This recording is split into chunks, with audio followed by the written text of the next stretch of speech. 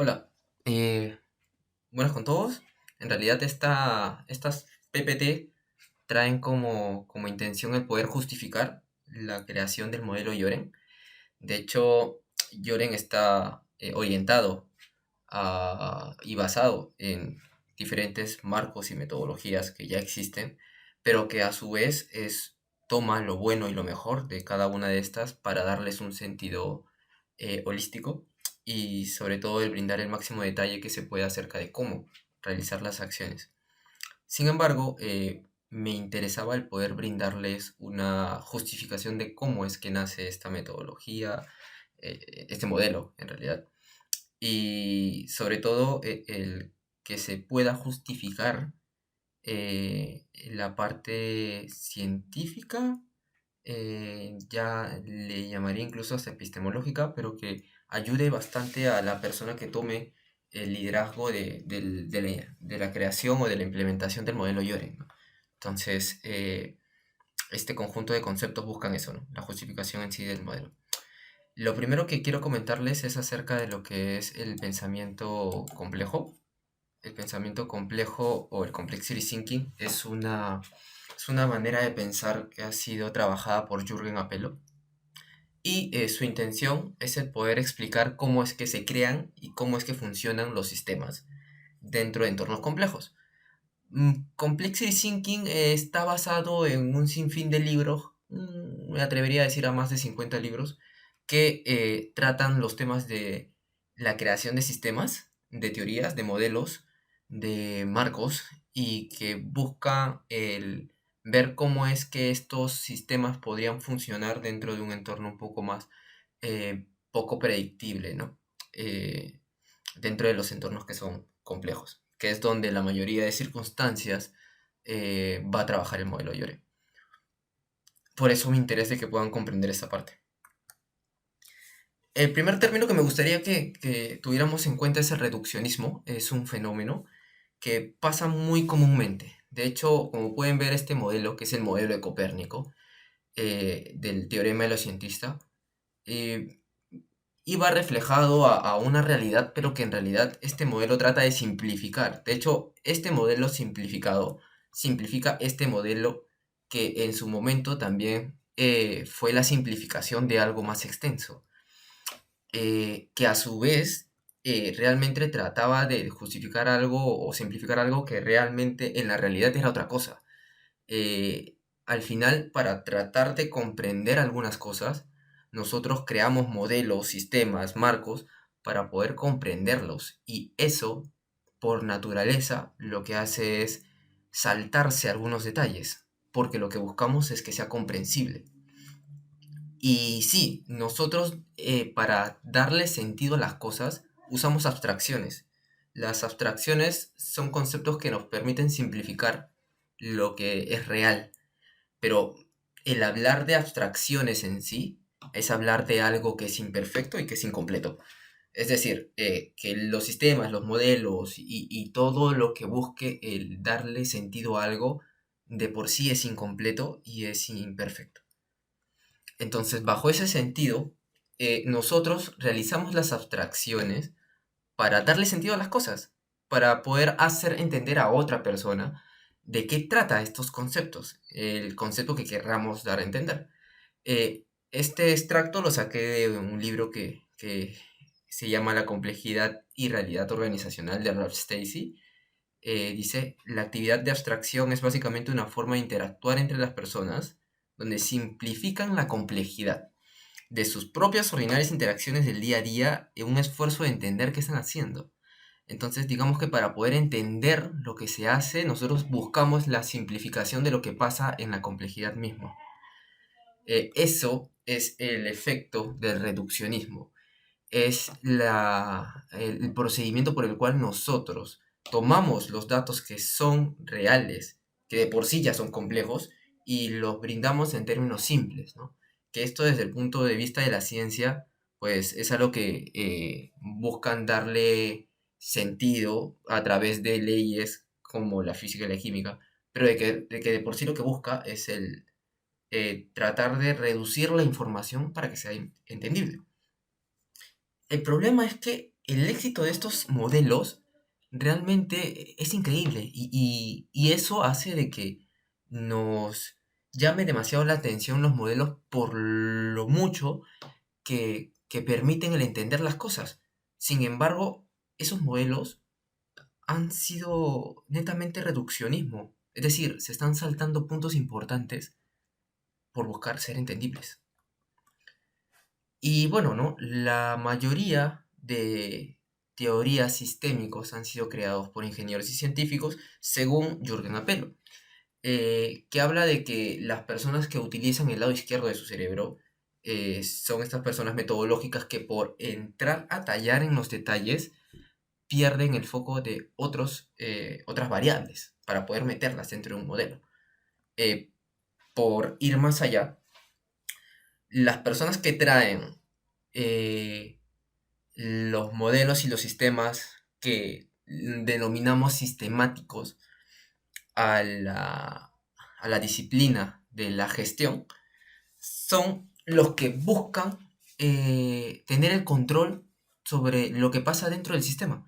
Y tal cual como dice en el mismo libro que te acabo de comentar, eh, ha llegado a formar parte del discurso de gestión dominante de hoy, por lo que importa la noción de control del ingeniero dentro de la comprensión de la actividad humana. Los modelos de interacción que se crean buscan el tener todos los parámetros controlados, cuando, como te acabo de comentar, por buscar el reducirlos, en realidad se están saltando otras variables que no lo han colocado dentro de los modelos. El problema de los modelos que son creados desde un enfoque sistémico, desde un enfoque, llamémosle, más enfocados y detallados a tener el control sobre lo que pasa dentro del sistema, es que justo por esa intención de querer tener el control y entrar en detalle específico de cómo tienes que actuar dentro del modelo, provocan problemas como la deshumanización, que tiene que ver más con el que se tenga más en cuenta los números que las personas. Otro problema es la objetivación, que en este caso trata de que se busca el rediseñar, el plantear la interacción humana dentro de un modelo cuando de por sí eso es complicado. Se están saltando, repito, parámetros de la interacción humana que no están dentro del modelo. Otro problema típico es la alienación, y es que cuando existe una persona que conoce el modelo, esta persona está dando instrucciones de cómo es que se deberían dar las cosas. Los modelos eh, de tipo sistemático, de los que son creados por las personas que se denominan que usan la parte izquierda de su cerebro, normalmente terminan siendo metodologías, porque te dan instrucciones de cómo es que tienes que hacer las cosas. Y eso da paso a este tipo de problemas, ¿no? Como la alienación. La predicción es otro problema, y es que los modelos están tan enfocados al cómo es que tienes que hacer las cosas en la situación presentada, que incluso se atreve a predecir lo que va a pasar más adelante.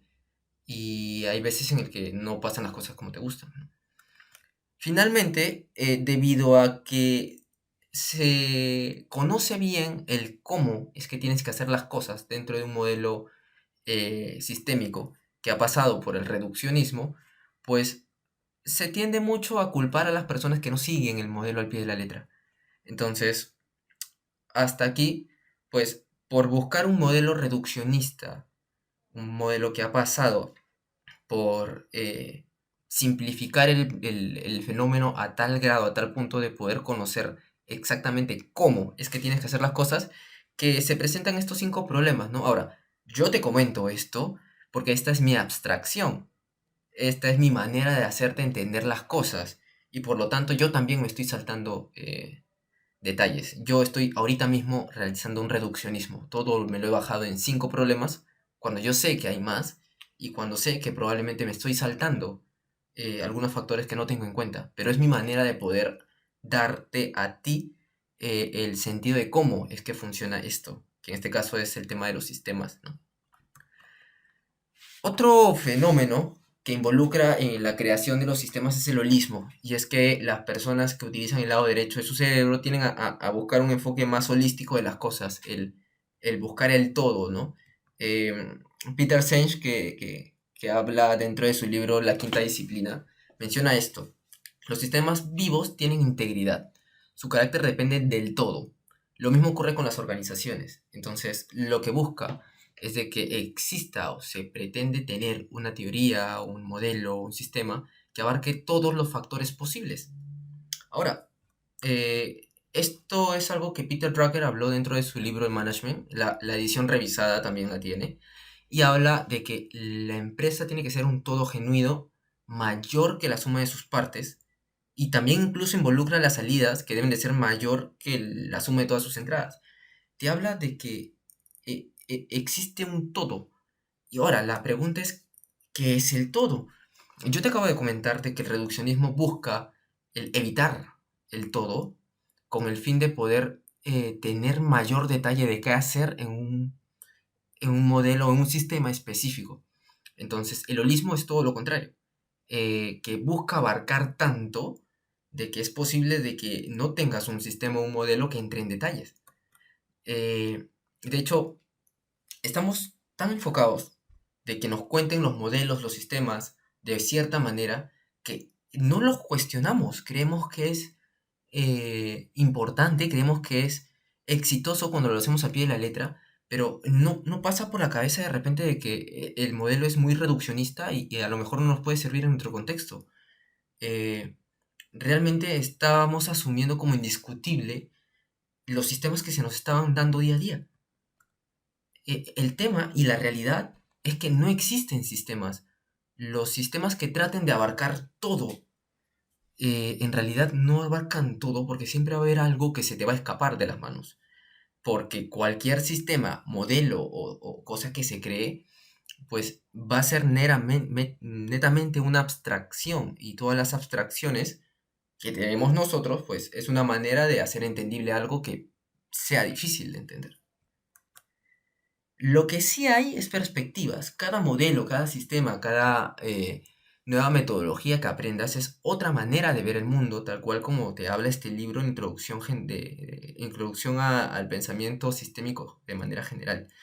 Eh, Realmente, cada nuevo modelo es una nueva manera de ver el cómo enfrentar ciertos problemas.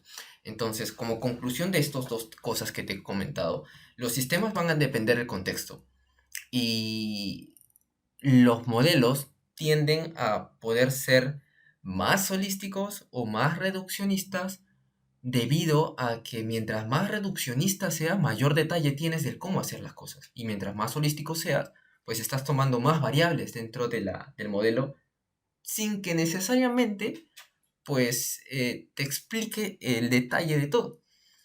Entonces, dependiendo de lo que busques entender con tus abstracciones, uno aumenta o disminuye el detalle con el fin de poder entender mejor la situación. Quiero hablarte un poco como ejemplo de todo esto de los sistemas, el cómo los sistemas, modelos, teorías, etcétera, han intentado darle forma al concepto de complejidad. Jürgen Apelo, dentro de este modelo del Complexity Thinking, te habla de que existen los que se denominan los sistemas complejos adaptativos, que, bueno, te habla de muchos ejemplos, ¿no? Cerebros, bacterias, sistemas inmunológicos. Te pone también del ejemplo de los equipos. Los equipos son sistemas complejos adaptativos porque consisten en gente que forma parte del sistema, eh, que en este caso es el equipo, y el sistema mismo muestra comportamientos complejos mientras se mantiene adaptándose en el ambiente cambiante. Es decir, que definitivamente el entorno externo genera diferentes estímulos en los que la gente, los componentes del sistema, tienen que adaptarse a cualquier tipo de estos cambios. Y a su vez, existen comportamientos complejos. Ahora, la manera de percibir la complejidad es muy variada. Esta es una manera de percibir la complejidad en función de lo que John Howland habla en en Hidden Order, que te menciona de que las propiedades de un sistema adaptativo complejo son estas cuatro. Pero esta es otra perspectiva de Michael Jackson, que te habla de que existen seis nociones que podrían dar pie a lo que es la teoría de la complejidad. las condiciones o las primeras acciones que realice un equipo, que depende mucho de lo que haga inicialmente sobre lo que va a pasar en adelante, el efecto mariposa, habla de la impredecibilidad del entorno externo, de atractores extraños, te habla de autosemejanza. El tema de la autosemejanza se refiere mucho al término de fractales. Los fractales son como que sistemas pequeños que tienen desorden, mucho desorden, pero que definitivamente se va propagando en forma de mosaico. Es decir, que la semejanza entre estos sistemas es igual, de tal manera que en el macro se siente el orden dentro de este sistema. Te habla de la autoorganización y lo habla más como una distribución de tareas de control. Te habla de cómo se aborda el caos en función de las emergencias y de la mejora continua. Pero hay muchas teorías que buscan darle sentido a la complejidad, como esta, o como la del mismo Jürgen Apel. Entonces, la complejidad dentro de todos estos modelos también son abstracciones. Y varias de ellas son muy reduccionistas y otras son muy holísticas. Al final, la teoría de la complejidad en sí misma es compleja. Eh, de una u otra manera, estos modelos que hemos tenido como ejemplos, pues son eh, ejemplos que confirman el hecho de que existen modelos que son útiles dependiendo de qué de qué tanta reducción o qué tanto holismo les haya pasado por ahí, ¿no? Ahora, al final la teoría de la complejidad no es una teoría cohesiva, es una teoría que te habla del cambio, de cómo es que se trabaja el concepto del cambio dentro de estos sistemas adaptativos. En fin, a lo que busco llegar es que la teoría de la complejidad explica por qué los problemas complejos necesitan múltiples perspectivas. No basta con ver una sola teoría, un solo modelo, una sola metodología. Eh, de hecho, la misma teoría de la complejidad es una teoría que explica el fracaso de los modelos, de los sistemas. Ojo, lo complicado no es complejo. Es decir, lo complejo y lo complicado son términos muy distintos. La complejidad, llamémosle, perdón, lo complicado es cuando tienes algo que es difícil de entender. Es muy difícil de poder comprenderlo y para ello es que nosotros usamos las abstracciones, para poder darle un mejor sentido y mientras más reducimos el fenómeno, pues más entendible es. Y lo complejo tiene que ver más con la predecibilidad que tiene. Es decir, eh, hay sistemas que son fáciles de predecir, otras que son muy impredecibles, pero un entorno complejo es netamente un sistema que tiene partes predecibles y otras que son impredecibles. Es complejo en sí mismo, pero es que el decir que complicado y complejo son conceptos que son antagonistas, pues es falso. Es, como dice aquí, una falsa dicotomía. Dicotomías son conceptos que se determinan como si fueran contrarios, pero en este caso no es una dicotomía, porque hay sistemas que son complicados y también complejos. Por ejemplo, en este caso, esto es del Management 3.0, que es te habla de la simplicidad, ¿no? Aquí te dice de que hay entornos o comportamientos ordenados, complejos y caóticos. Y que dependiendo del entendimiento pueden ser complicados o que pueden ser simples. De hecho, uno puede simplificar un sistema para que deje de ser complicado, para que sea entendible. Tú sí puedes hacer que lo complicado sea simple, pero no puedes hacer que lo complejo deje de ser complejo porque eso viene del entorno externo. Entonces, a- a- esto es lo que quiero llegar, ¿no? De que lo complicado y lo complejo son términos distintos.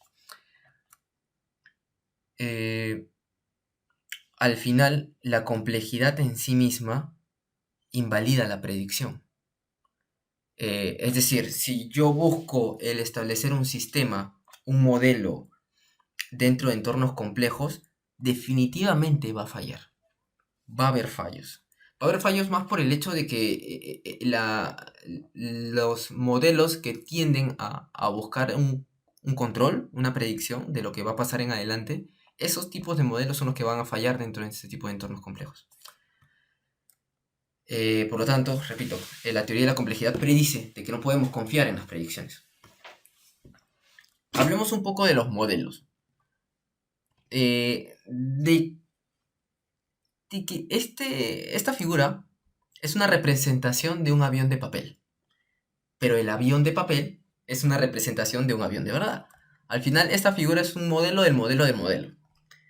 Entonces, ¿qué es un modelo en sí? Bueno, es una representación miniatura de algo. Hay otro tipo de definición que te dice de que es una descripción o analogía que se usa para describir algo o para visualizar algo de que no es observable. Al final, el modelo es una representación y nosotros usamos modelos para dos cosas.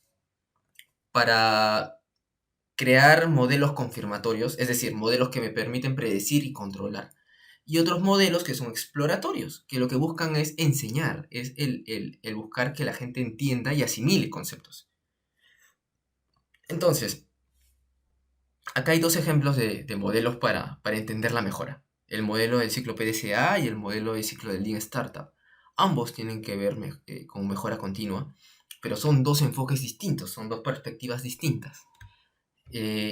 Lo mismo pasa con la complejidad. Hay varios, pero estos son dos modelos que buscan el que comprendas la complejidad. En fin, al final un modelo te es útil si es que tiene el suficiente nivel de detalle para que te pueda apoyar dentro de la solución. Y hay modelos que te ayudan a entender cómo funciona el mundo.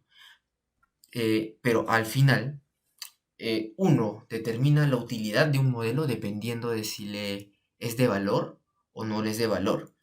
¿Y cómo sabes si es de valor o no es de valor? Pues dependiendo de tus necesidades y sobre todo del nivel de detalle que necesitas para poder dar solución a algo. Esto es un mapa de un mapa de Londres, que desde el punto de vista de quien necesite de repente conocer rápidamente los lugares específicos que de repente está turisteando o que ya está de repente bastante familiarizado con la ciudad, pues le basta con esto. Pero hay veces en el que necesitas mayor cantidad de detalle. Este es un modelo que es un poco más detallado, bueno, bastante detallado. Incluso me atrevería a decir que este es un modelo simple y este no lo es.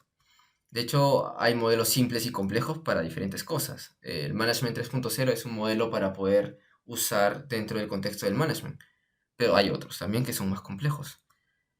En fin, todos los modelos son erróneos, todos, absolutamente todos, porque a partir del reduccionismo o del holismo, pues vas a tener que, por buscar un detalle, por buscar detalles, vas a tener que separarte de otras variables, o por buscar abarcar todas las variables, pues vas a perder detalle. Entonces, sí, o sea, todos los modelos van a tener una equivocación, pero hay algunos que son útiles, como dice George Box. Al final, la utilidad de un modelo depende del contexto, de la persona que lo use y del entorno. Hablemos un poco específicamente de lo que es Complexity Thinking. Complexity Thinking es una forma de poder determinar si los modelos o los sistemas que estás usando pueden hacer frente a la complejidad. Entonces, ¿qué aspectos debe involucrar un sistema que sea útil en un entorno complejo? Bueno, lo primero es que para poder hacerle frente a un entorno complejo necesitas un modelo o un sistema complejo. Y como dice Max Boyson, pues la complejidad de un sistema tiene que ser adecuado para la complejidad del entorno en el que se encuentra. Entonces, atacar complejidad con complejidad. Eso es lo básico que debería tener un sistema que busque entrar a tallar dentro de un entorno complejo.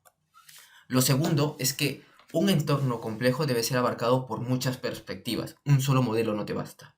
Entonces deberías abarcar una diversidad de modelos. De por sí la complejidad, como dice aquí, es antimetodológica, porque está en contra de una talla para todos, de una sola herramienta para trabajar todo, de utilizar la única herramienta para poder abarcar todos los problemas que existen. Mientras más perspectiva tenga el modelo, mejor. 3. Las soluciones van a depender del contexto. Y como dice aquí, ¿no? Las mejores prácticas son prácticas pasadas. Definitivamente las soluciones que se vayan a crear deben de tener en consideración el entorno en el que se está trabajando el problema. Entonces, la creación de soluciones debe de ser bien enfocadas a qué contexto se está trabajando. Cuarto, el espacio para la coevolución depende mucho del espacio que tú le des a la subjetividad para hacer las cosas. Una metodología muy sistémica no va a permitir espacio para la subjetividad porque busca tener todo controlado y busca tener todo especificado. Pero como dice aquí, el observador influye en el sistema, pero el sistema también influye en el observador. Las personas influyen en la cultura y la cultura influye en el sistema. Y de la misma manera, tal cual como una persona se desarrolla, también la cultura se desarrolla. Por lo tanto, pues un sistema complejo, perdón, un entorno complejo necesita de un sistema que permita la coevolución tanto de la persona que va a ejecutarla como de la organización en donde se va a ejecutar. Es una forma de poder implementar liderazgo. Todo sistema complejo que busque entrar a tallar dentro de un entorno complejo debe de contar con estas tres partes, o llamémosle tres recursos, ¿no? La anticipación, que busca la predicción de los temas a futuro, el poder estar preparado. Es decir, las metodologías sirven y mucho para poder encontrar mejoras en el camino, pero también la adaptación de cómo respondes tú al cambio, de el mirar atrás respecto a qué ha pasado y cómo le puedes hacer frente en una próxima oportunidad. Finalmente, la exploración, que es el intento de hacer cosas nuevas, el experimentar y sobre todo usarlo de forma segura. Hay muchas metodologías y marcos que tienen tanto un tema predictivo de anticipación y un tema adaptativo de iteración, pero la exploración es poca. El buscar en el entorno oportunidades para poder lidiar con esas oportunidades y encontrar mejores soluciones no es algo muy común dentro de varios sistemas. Para poder hacerle frente a la complejidad necesitas estas tres. Finalmente, el sexto punto que abarca el complexity thinking es el desarrollar modelos y soluciones en colaboración. La colaboración en el desarrollo de modelos ayuda a que todos puedan comprender y entender los problemas y en base a eso co-crear soluciones. El- la cultura de colaboración es importante para poder empezar a trabajar dentro de sistemas complejos, porque el fallo o el éxito es de la organización. Entonces, en función de ello, estos 6 pasos, esos 6 puntos, pues permitirían poder identificar si mi sistema, si mi modelo puede ser utilizada de forma útil dentro de un entorno complejo. Por dar un ejemplo, Scrum es un marco de trabajo que se usa mucho en entornos complejos. Ahora, siguiendo esta vertiente de la mentalidad compleja, ¿Scrum es útil dentro de la complejidad para usarse en complejidad? Bueno, veámoslo y evaluémoslo. ¿Scrum enfrenta la complejidad con complejidad? Bueno, sí, de por sí Scrum es un modelo complejo. Es fácil de entender, pero como ya dicen muchos, es difícil de poder implementar o de adaptar. El adoptar Scrum, pues, implica el poder tener en cuenta varios aspectos y de por sí es un modelo complejo. ¿Scrum usa una diversidad de modelos? No, de hecho Scrum está basado netamente en las prácticas de Lean dentro de un grupo específico dentro de cierta empresa. Y a partir de ello fue el único enfoque que fue mejorando, pero sigue siendo un solo enfoque. Entonces no, Scrum no abarca varios modelos. Eh, ¿Scrum brinda soluciones dependiendo del contexto? Sí, eso es lo interesante, que dependiendo del contexto y de lo que pasa en el contexto, Scrum provoca de que la solución mejore. ¿Scrum da espacio a la subjetividad para la coevolución? Sí, hay prácticas y sobre todo eventos en las que las conversaciones cara a cara son importantes. y esa subjetividad de que lo importante es la interacción hace de que tanto la solución como las personas ahí pues mejoren. Eh, Ahora, la pregunta es, ¿Scrum cuenta con anticipación, adaptación y exploración? Bueno, la anticipación dentro de Scrum existe. Hay un término que se llama sprint, que dentro de los sprint existen lo que son las planificaciones de un tiempo corto, pero buscamos el anticiparnos en ese periodo de tiempo. Supongamos que, ¿qué vamos a hacer en 2 semanas, en 3 semanas? O sea, existe una anticipación de qué es lo que se va a hacer. También existe adaptación, porque dependiendo de lo que pase al final de este sprint, volvemos a trabajar otro periodo adaptándonos a los cambios que hemos conocido y hemos visto hacia atrás dentro del Scrum. Finalmente, exploración. Scrum no tiene un sentido explorativo, es más adaptativo. Scrum no vela por buscar otras oportunidades dentro de la organización. Scrum ya viene con una serie de requisitos predefinidos en un backlog. Existe la posibilidad de poder adaptar todo lo que está ahí, pero la exploración no está dada. Así es que no. Y finalmente Scrum desarrolla modelos y soluciones en colaboración. Bueno, sí, definitivamente sí. Las soluciones se da dentro de estos eventos que son repetitivos y que involucran el cara a cara. Entonces sí, son colaborativos. Hay un concepto más que quiero explicarte, aparte de este que te acabo de explicar, los 6, llamémosle principios los 6 criterios para evaluar si es que un sistema puede encajar dentro de un entorno complejo, que es este modelo, le llaman metamodelo, que se denomina Leadership Dance Floor, que hace referencia a lo que un líder debería preparar para que esté listo el piso, la pista de baile. Eh, Empecemos con explicarte la teoría de la complejidad según Dave Snowden, que él trae lo que es el marco Cinefin. De hecho, el tema es bastante conocido por términos de la intención de este video, que es explicar un poco la razón de ser del marco. eh, lo voy a intentar ver de una manera bastante sencilla. Existen 4 entornos, uno de ellos es el complejo, pero también estamos en entornos simples, complicados, complejos y caóticos. Dependiendo del entorno se realizan ciertos tipos de prácticas que podrían resumirse en que en un entorno simple el trabajo obvio es el más útil. Dentro de los entornos complicados, pues definitivamente el consejo de otros ayuda. Dentro de los entornos complejos, pues como es poco predictivo, pues es mejor el crear tus propias prácticas. Y dentro de los entornos caóticos es más ya que no hay tiempo para pensar, va más por un entorno de actuar, de realizar la acción antes como sea posible. Incluso se le llama prácticas novedosas a este tipo de prácticas porque definitivamente salen de la desesperación de poder lidiar con el momento, eh, que va más orientado a eso, ¿no? Entonces, dentro de un entorno simple, lo primero que uno debe de identificar es qué tipo de problema tiene, porque dependiendo del problema tiene la solución. Es algo bastante categórico.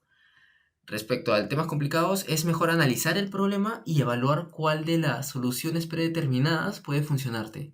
Por eso es de que los expertos que ya han pasado por ese tipo de problemas complicados pueden ayudarte y brindarte buenas prácticas. Dentro del entorno complejo, lo mejor es la experimentación, el ver cómo van funcionando las cosas. Aquí no hay expertos, aquí uno tiene que crear sus propias prácticas. Y bueno, dentro de los entornos caóticos, lo que más importa es la capacidad y la competencia del equipo o de las personas que forman parte del mismo. Porque las acciones, el actuar específicamente es lo que más importa para apagarlo más rápido el fuego. Dentro del tema organizacional, pues los entornos simples tienden a solucionarse con estándares, con flujogramas, con procesos. Dentro de los entornos complicados la ingeniería viene a tallar, y de hecho hay ingeniería en casi todos los rubros, incluyendo la ingeniería empresarial. Entonces, los temas complicados vienen ya con buenas prácticas que se pueden ejecutar.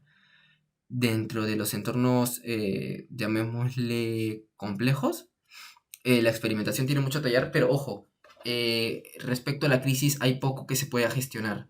La crisis o el manejo de la crisis tiene que ver mucho con la gestión de riesgos. Y sí, definitivamente la gestión de riesgos te permite abarcar una parte de los entornos caóticos en el que, viendo qué tan precavido has sido, pues puedes tomar ciertas acciones que minimicen el impacto de la crisis. Pero definitivamente hay más cosas que pueden ayudar a poderle hacer frente a una crisis dentro de un entorno caótico, que sobre todo es las competencias que tengan las personas, ¿no? Claro, hacia el lado derecho más viene la parte metodológica, que de una u otra manera, mientras más detallada sea, mejor.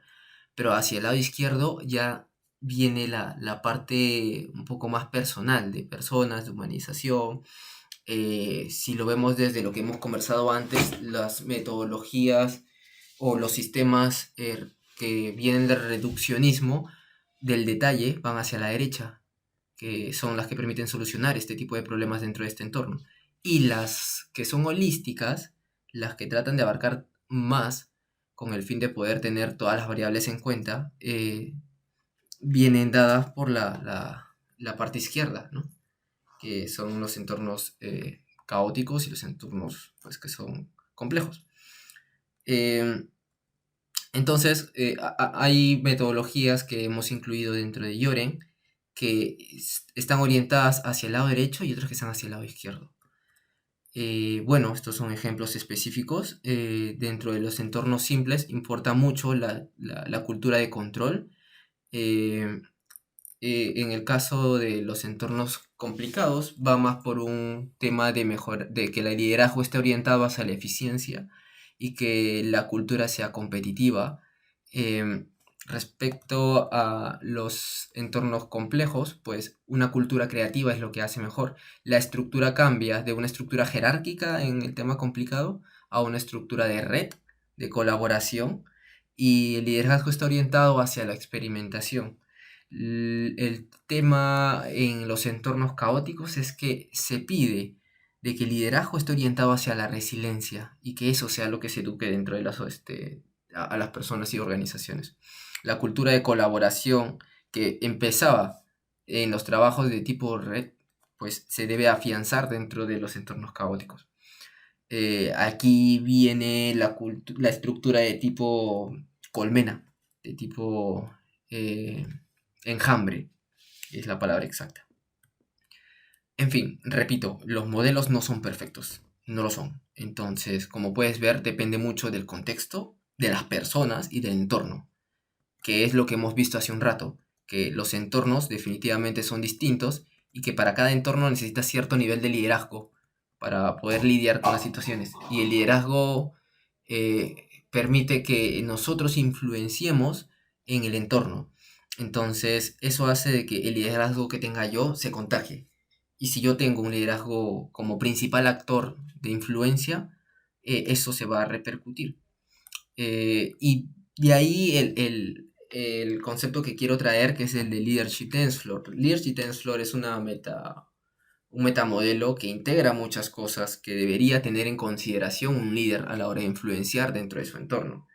Y como había comentado hace un rato, este metamodelo tiene como definición del liderazgo la influencia que tiene la persona en su entorno. Entonces, este metamodelo te da ciertos o te da el máximo de consideraciones que debes de tener para poder influenciar, en este caso, dentro de una organización. Lo primero que debes de tomar en cuenta es la dimensión personal, las personas, el cómo son, el cómo actúan y sobre todo el cómo interactúan, que esto está orientado hacia los equipos. Entonces, si yo creo un modelo que tenga esto como afianzación, que esté afianzado al nivel personal, pues definitivamente ya estoy abarcando un gran número de situaciones. Pero también está el colectivo, la dimensión colectiva, que tiene que ver con la cultura de la organización, la estructura y las prácticas dentro de la organización, que buscan al final ser tan estandarizadas como sean posibles. Eh, Si yo creo un modelo y tengo esto en cuenta, también voy a poder abarcar más cosas que me van a permitir abordar los problemas de una mejor manera, incluido la parte del propósito organizacional. En este caso, el propósito organizacional de la empresa importa mucho porque es orientado, es la orientación que tiene la organización. Y esto soportado sobre lo que hemos conversado al inicio, que es el complexity thinking, que tiene que ver con el contexto. El contexto hace que todas las acciones que uno tome sean muy dependientes de él. Entonces, el líder debe tener en cuenta tanto el lado humano como el lado organizacional y sobre todo que esté orientado hacia lo que la organización está buscando. Si uno va a crear un modelo, un sistema o algo parecido, debe de tener en consideración estos puntos específicos. Al final, lo que busca el Leadership Dance Floor es que tengas en consideración la parte personal, que tiene que ver con los equipos, las prácticas y tendencias y el mindset de cada una de las personas. En respecto a la dimensión colectiva, pues igual las prácticas y estándares que se estén trabajando, la estructura y la cultura. Y bueno, lo que te acabo de comentar, que es el propósito organizacional y el contexto. Entonces, para cuando se creó Yoren, o cuando se tiene de base a Yoren, pues Yoren busca el tener en cuenta los 6 criterios del Complexity Thinking que trate de poder estar dentro del trabajo de un contexto complejo y que también tome en cuenta todas las consideraciones que tiene el Leadership Dance Floor, que son estos de aquí. Todas estas consideraciones que tiene el modelo Yoren las hemos encuadrado en estos principios. Buscamos que este modelo Yoren pues realmente sea tan holístico como sea posible, pero que también sea tan reduccionista como sea posible. Que el nivel de detalle que pueda brindarte el modelo Yoren sea tal que sientas que este modelo es útil, que te diga no específicamente todo lo que tengas que hacer, sino que te dé opciones para que tú puedas elegir qué hacer. Este modelo busca abarcar tanto el mindset como las prácticas y también las conductas. Eh, Buscamos eso, de que el modelo Yoren esté orientado hacia eso. Y eso lo queremos representar y mencionar, manifestar dentro de estos 12 principios. Respecto a Yoren, pues Yoren tiene un enfoque de, de 3 pasos que están divididos en 5 etapas. El primer paso es a su vez la primera etapa, que es la etapa de incubar, que es preparar el escenario.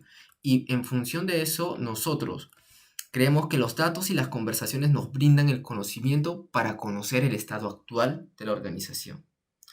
Y eso, de una u otra manera, nos da a entender que existe una brecha entre lo que queremos ser y lo que somos.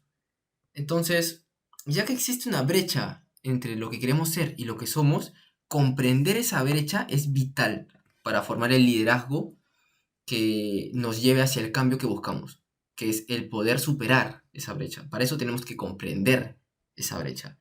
El querer actuar sin comprender el problema es algo que creemos que no se debe realizar y esa comprensión del problema hace de que definitivamente tengas personas comprometidas en mejorar el cambio. La segunda parte del modelo consta de 3 etapas. La primera etapa es observar. Observar va con este principio, el principio número 4, que debemos comprobar la situación actual con nuestros propios ojos. Sí, hemos conocido la situación actual a partir de los datos y las conversaciones que han habido entre las personas que forman parte de la organización. Ahora nos toca ir a nosotros, ver y profundizar de qué trata el problema, de qué trata la oportunidad. Entonces vamos a comprobar cómo está la situación actual de manera real. La segunda fase de la segunda parte es reflexionar. Reflexionar viene justo después de observar. Observamos en detalle la oportunidad, el problema, y luego vamos a hacer reflexión de qué es lo que estuvo mal y qué es lo que podemos solucionar. ¿Cómo podremos solucionarlo? Esa etapa de reflexionar la hemos centralizado en dos principios. El quinto es de que las soluciones se logran de forma colaborativa. Mientras más personas existan colaborando, mejor. Porque analizar los problemas entre varios aporta más ideas y esas ideas van a ser nuestras próximas soluciones a estas oportunidades, a estos problemas que estamos haciendo frente. La última fase de la segunda parte es experimentar. Luego de observar la oportunidad, el problema con más detalle, luego de reflexionar sobre la información que hemos recolectado y proponer soluciones, es hora de ponerlo a prueba, de poner a prueba las soluciones que hemos creado. Eh, y respecto a este punto, pues la única forma de poder saber si nuestras pruebas eh, van a tener éxito o van a ser un fracaso, pues es poniéndolo en ejecución y ver si la ejecución ha sido exitosa o fallida. Bajo ese contexto, pues el aprender de los errores es nuestra vía, o sea, hacia una mejor solución. Sí, vamos a tener pruebas fallidas, pero que definitivamente nos van a servir como aprendizaje para mejorar nuestra propuesta de solución. Finalmente, el punto número 9 es la mejor forma de cambiar el mindset es mediante el aprendizaje transformacional. Es decir, comprobar tú mismo que la nueva práctica realmente funciona. ¿A qué va este punto? Durante el trabajo en este ciclo, en esta parte del modelo Lloren, el observar, experimentar y, bueno, observar, reflexionar y experimentar, buscamos que la persona se dé cuenta de que lo que está creando es una práctica que puede dar solución. Desde el primer punto, desde incubar, la persona ya ha pasado por una etapa colaborativa en la que ha tenido que conversar con otros para brindar información sobre qué está sucediendo. Aquí afianzamos ese mindset y queremos afianzarlo mucho. Por eso es que estas tres partes son repetitivas, para que el mindset se pueda ejecutar o se pueda cambiar dentro de la persona a través de la repetición y sobre todo de la conciencia de que lo que está realizando, las prácticas que se está ejecutando de forma colaborativa, funcionan y están dando solución a las cosas. La etapa de normalizar es poner en juego todas estas soluciones y buscar la manera de establecerlas y sobre todo buscar que esas prácticas se mantengan dentro de una mejora continua. Este está afianzado por estos tres principios. Primero, las prácticas exitosas deben compartirse para lograr los resultados. Es decir, las buenas prácticas que nacen a partir de los proyectos deben de estandarizarse para que puedan ser utilizadas por otros. Pero claro, estas prácticas van a depender mucho de en qué contexto se estén utilizando. Por ello, es que a la hora de normalizar, pues se van a normalizar dentro de los procesos que puedan ser ejecutables. Las prácticas, las buenas prácticas que se estén realizando van a estandarizarse en los contextos adecuados. Y finalmente, buscamos que el enfoque de la organización debe estar orientado hacia la generación de valor. Toda la normalización y estandarización que se haga va a tener como objetivo final la generación de valor al negocio, al cliente y sobre todo a nosotros mismos como parte de la organización. Entonces, estos 12 principios buscan que este modelo sea posible de usar dentro de un entorno complejo eh, y también de que tenga en cuenta las consideraciones que debe tener el líder a la hora de querer influenciar dentro de la organización. Es decir, quien busque el aplicar el modelo Yoren, pues tenga el nivel de liderazgo suficiente como para poder influir. Y parte de esa influencia también es conocer. Entonces, dentro de este modelo buscamos eso, de que el nivel de liderazgo de la persona que adquiera estos conocimientos pues sea grande y a través de esa influencia pueda mejorar las prácticas y sobre todo el cómo funciona la organización. Esa es la razón de ser del modelo Yoren y como pueden ver pues tiene un contexto, tiene una justificación en función de estos dos conceptos, ¿no? Que son el complexity thinking, el pensamiento complejo, y el leadership dance floor, que es el metamodelo de liderazgo.